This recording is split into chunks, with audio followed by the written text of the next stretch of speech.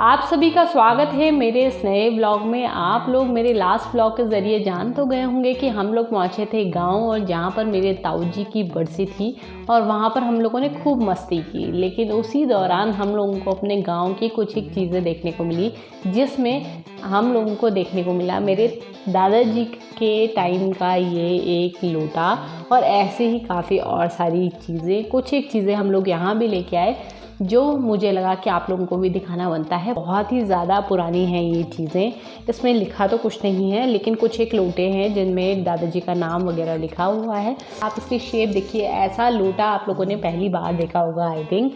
जो आजकल की जनरेशन है उन लोगों के लिए इसको देख पाना बहुत ही मुश्किल है, क्योंकि ये भी पहले की जनरेशन की ये सारी चीज़ें थी।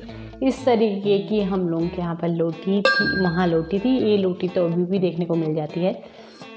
ये इतनी हैवी हैं ये सारी चीज़ें कि इनको अगर हम तोलने लगें तो कम से कम ये 500 ग्राम्स के आसपास की होंगी। पीतल का है ये। और वहाँ पर और भी सारी चीज़ें थी जो हम लोगों को यहाँ तक लाना पॉसिबल नहीं था, इसीलिए हम लोगों ने वहाँ पे कुछ एक चीज़ें हम लोगों को सेल भी करनी पड़ी। लेकिन वो यूज़फुल भी नहीं थी क्योंकि वो बहुत ज़्यादा पुरानी हो चुकी है, इस वजह से वो टूट भी गई थी। तो हम लोगों ने जो चीज़ यहाँ पे लाए वो मैंने आपको दिखाया। आप लोगों को ये लोटा कैसा लग रहा है मुझे ज़रूर बताइए। और हम लोगों ने वहाँ पर कुछ एक फ़ोटोज़ खींची। वहाँ की फ़ोटोज़ मैं डेली जब से आई हूँ तब से देखने पे लगी हूँ, मुझे बहुत ही ज़्यादा खूबसूरत लगी। आप लोगों को कैसी लग रही है मुझे ज़रूर बताइएगा। आप लोग देखिए किस तरीके से मैंने वहाँ पर आप लोगों के लिए फ़ोटोज़ खींची, आप लोगों को दिखाया कि हम लोगों के यहाँ का जो मौसम है, जो हम लोगों के यहाँ के नज़ारे हैं वो किस तरीके के होते हैं। आइए ज़्यादा देरी न करते हुए इन नज़ारों को देख लेते हैं। गांव के बारे में कुछ बातें बताने से पहले आप मेरी एक्साइटमेंट देख सकते हैं कि यहाँ पर आके हम लोग कितने खुश हैं। सामने एक पत्थर आपको दिखाई दे रहा होगा। कहा जाता है कि ये भीम के द्वारा डाला गया पत्थर था जो यहाँ पर आके अटक गया। इसीलिए हम लोग यहाँ पर बहुत सालों बाद आज इसे देखने के लिए आए, क्योंकि जब हम गांव आते हैं तो बहुत ज़्यादा समय नहीं होता है। इसीलिए थोड़ा सा समय निकाल के आज हम फिर पहुँचे इस पत्थर को देखने के लिए। गांव का मंदिर आप देख सकते हैं। यहाँ पर भोलेनाथ का मंदिर है। हम लोगों के नरसिंह देवता हैं, हम लोगों के घर में ही ये स्थापित हैं। और इसके अलावा आप हमारे यहाँ के अब नज़ारे देखना शुरू कीजिए। एक बार जब आप अपने गांव आ जाओ तो वापस आने का बिल्कुल मन नहीं करता, लेकिन जब आप वहाँ रहने लग जाते हो तो 2-4 दिन बाद आपको अपने घर की याद दोबारा सताती है और आप अपने घर वापस भाग आते हो। इसीलिए ये फ़ोटोज़ उस समय के लिए जब आप वापस आ जाएं और आपको कभी याद आए तो आप इन फ़ोटोज़ के ज़रिए अपने गाँव को याद कर सकते हैं।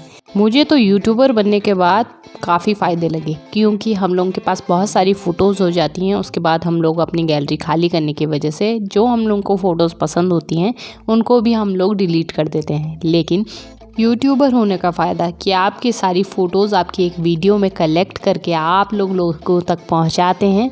खुद तो उन सारी चीज़ों के मज़े लेते ही हैं और दूसरों को भी इन सारी चीज़ों के मज़े लेने पर मजबूर कर देते हैं। इन सभी चीज़ों से लोगों को भी फ़ायदा होता है और आपको भी। तो मुझे तो इन सारी चीज़ों के काफ़ी फ़ायदे लगे। आप लोग भी मुझे बताइए, आप लोगों को यूट्यूबर बनने के बाद क्या क्या फ़ायदे महसूस हुए, और अगर नहीं भी महसूस हुए तो भी हमारी वीडियोस देख के आप लोग मज़े तो ले ही रहे हैं। ऐसे ही लेते रहिए और हमारे चैनल को सब्सक्राइब करते रहिए, जिससे और भी अच्छी वीडियोस हम आप तक पहुंचा सकें। आइए चलते हैं। इसके बाद हम लोग पहुंचे अपनी बड़ी मम्मी के घर, मतलब मेरी मम्मी की बड़ी बहन, और हम लोगों ने वहां पर कुछ एक वीडियोस बनाई जिसमें मैंने आपको दिखाना चाहा कि हम लोगों का गांव कितनी अच्छी तरीके से बसा हुआ है और हर घर में कोई ना कोई रहता है। इसीलिए हमारे गांव में छोटी से छोटी और बड़ी से बड़ी लगभग हर चीज़ मिलती है। और मेरी बड़ी मम्मी के घर के ठीक सामने एक माता का मंदिर भी है जो क्लोजली आपको दिखाती हूँ। समय कम होने की वजह से बहुत ही कम वीडियोस में यहाँ की बना पाई, लेकिन नेक्स्ट टाइम आपको एक पूरा वीडियो यहाँ का मिलेगा और यहाँ पर आप देख पाएंगे इतनी छोटी छोटी जगह पर कितने सारे मकान हैं और किस तरीके से ये बनाए गए हैं। घर के अंदर का टूर भी देने की कोशिश करूँगी। चलिए अब चल लेते हैं संगम की तरफ। अब हम लोग वापस जा रहे थे तो हमने सोचा जब हम लोग प्रयाग तक पहुँचे हैं तो क्यों ना हम लोग गंगा जल भरें।